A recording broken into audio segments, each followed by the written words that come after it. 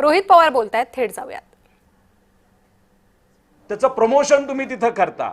Promotion करत असताना दादा त्या पक्षाचे नेते असताना एका फोटोमध्ये ते दिसत आहेत, पण जेव्हा सूरज चव्हाणचं तिथं सर्टिफिकेट दिलं जातं तेव्हा मात्र अजितदादा तिथं दिसत नाहीत. मग याच्यातून दोन प्रश्न निर्माण होतात की सूरज चव्हाणला तिथं बढती देण्यामध्ये दादांचा रोल होता का नव्हता. आणि जेव्हा सूरज चव्हाणने मारहाण केली एका शेतकऱ्याची आणि सामाजिक कार्यकर्त्याची, तेव्हा अजितदादांनी जे ट्विट केलं होतं त्याचं स्वागत सगळ्यांनी केलं. मग ते ट्विट खोटं होतं का? आणि आता तुम्ही भूमिका बदलत आहात का? आणि तुमच्या पक्षामध्ये तुमच्या पदाधिकाऱ्यांवर तुमचा कंट्रोल राहिला नाही का? नंतर तुम्ही जेव्हा तिथं स्टेटमेंट देता की मी तिथं नव्हतोच पण आधी होता, मग कुठं गायब झालात? त्याच्याचबरोबर जे तुमचे नेते जे तिथं तटकरे साहेब आहेत ते स्टेटमेंट देतात की सर्व प्रमुख नेत्यांना विश्वासात घेऊन सूरज चव्हाणला बढती देण्याचा निर्णय आम्ही तिथं घेतला.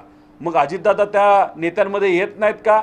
ज्या नेत्याने हा पक्ष वेगळा केला, साहेबांची साथ सोडली, आमदारांना निवडून आणलं, त्याच नेत्याला त्यांच्याच पक्षामध्ये जर वेगळं केलं जात असेल तर याच्यावरून समजून घ्या की भाजपचा व्हायरस हा आधी आमच्या पक्षाला लागला, त्यातून आमचा एक पक्ष तोडला, आता अजितदादांचाच पक्ष आणि एकनाथ शिंदे साहेबांचा पक्ष हा भाजपचा व्हायरस आज तिथं तोडतोय. हे स्पष्टपणे आपल्या सर्वांना त्या ठिकाणी दिसतंय. पालकमंत्री पदाचा तिढा सुटलेला नाहीये, मात्र भरत गोगावलेंनी रायगड जिल्ह्याच्या त्यांच्या मूळ गावी मतदान केलंय, झेंडावंदन केलंय ध्वजारोहण, आणि तिथे ते म्हणाले की मीच पालकमंत्री होणार महायुतीत पुन्हा, कारण रायगडचा अजून तिढा सुटलेला नाही. आदिती तटकरे वर्सेस भरत गोगावले असा तो सगळा वाद.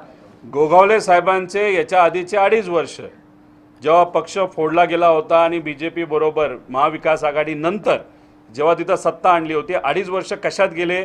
वाट बघण्यात मंत्रिपद मिळते का नाही मिळत. आता त्यानंतर त्यांना मंत्रिपद मिळालं, ठीक आहे, छोटंसं खातं आहे, पण मंत्रिपद मिळाल्यानंतर आता ते वाट बघतात पालकमंत्र्यांची. त्यांना अजून 4 वर्ष वाटच बघावी लागणार आहे पालकमंत्री पदाची. आणि 4 वर्षानंतर त्यांना कळेल, अरेच्या भाजपलीच आपली खेळी केली, भाजपलीच आपला पक्ष फोडला, आपल्याला वाऱ्यावर सोडलं, आता आमदार होतो का नाही असा प्रश्न कदाचित 4 वर्षानंतर त्यांना तिथं निर्माण होऊ शकतो. त्यामुळे हे सर्व जे नेते आहेत ते पदाच्या मागे पळणारे नेते आहेत.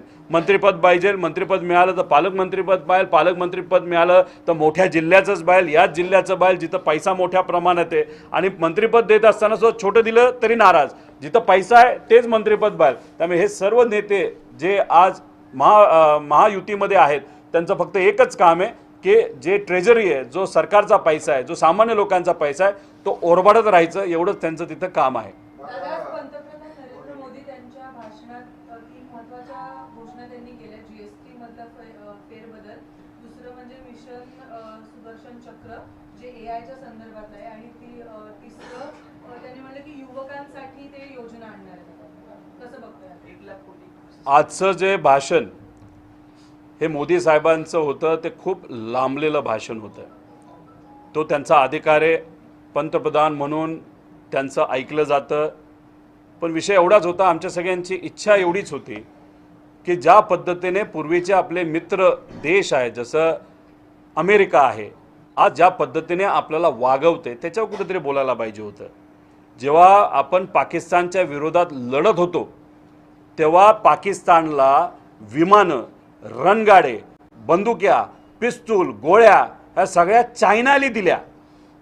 आणि त्याच चायनाबरोबर आज पंतप्रधान साहेब चर्चा करतायत. काही महिन्यांपूर्वी त्यांनीच सांगितलं होतं आपल्याला की चायनीज मटेरियल वापरू नका, टिकटॉक बघू नका, टिकटॉक बॅन करू, चायनीज कंपन्या ज्या भारतामध्ये येतात त्यांना बॅन करू.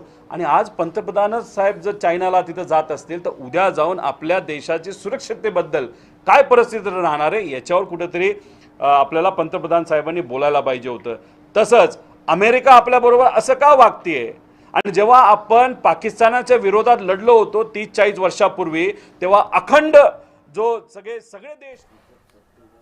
तर रोहित पवार यांच्या